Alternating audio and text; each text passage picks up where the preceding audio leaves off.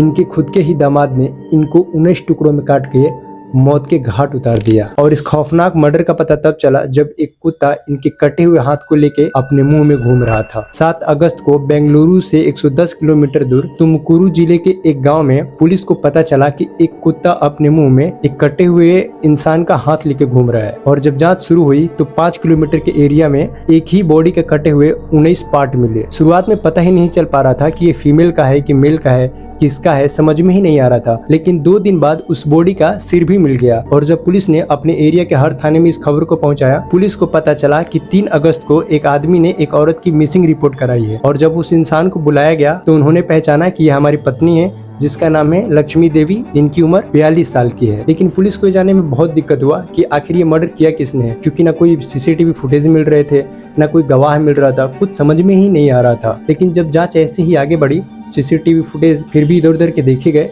तो उसमें एक एसयूवी कार दिखी जिसके 2-2 नंबर प्लेट थे। और जब पुलिस ने उस गाड़ी को ट्रैक किया कि ये गाड़ी आखिर है कहाँ पे, तो एक सतीश नाम करके इंसान के पास थी। तो पुलिस ने सतीश को पकड़ के थाने पे लाई और नंबर प्लेट का भी जांच होने लगा कि ये नंबर प्लेट जेन्युइनली है किसकी गाड़ी, ये किसके नाम पे है। जब पुलिस इस गाड़ी का नंबर प्लेट देखने लग गई, जो जेन्युइन था वो था रामचंद्रया का, जो कि इसी औरत का, जो कि मर गई थी, इन्हीं का दामाद था। तो जब पुलिस इसको और वो सतीश नाम करके लड़के को थाने पे लेके गई तो ये तो कुछ नहीं बता रहा था जो डॉक्टर था रामचंद्रया, जो इस लेडी का दामाद था। पर जो उसका दोस्त था सतीश करके, उसने सब कुछ बता दिया। जब उसने बताया तो सब के सब शॉक रह गए। इस मर्डर की प्लानिंग 6 महीने से चल रही थी, जो इसी लेडी का दामाद रामचंद्रया ने बनाया था। 3 अगस्त को लक्ष्मी देवी अपनी बेटी तेजस्विनी से मिलने उसके घर पे गई थी और वो लोग काफी अच्छे से बातचीत किए, सब कुछ अच्छा चल रहा था। तो लक्ष्मी देवी अब अपने घर को जाने वाली थी और जब घर पे जाने लगी, रामचंद्र और 2-3 लोग और थे, इन्होंने उनको अपनी गाड़ी में बिठा लिया और आगे ले जाके तीनों मिलके इनका गला दबा दिया। फिर एक दोस्त के घर पे ले गए, यानी उसके फार्म हाउस पे ले गए और वहाँ पे इनको 19 टुकड़ों में काट दिया और फिर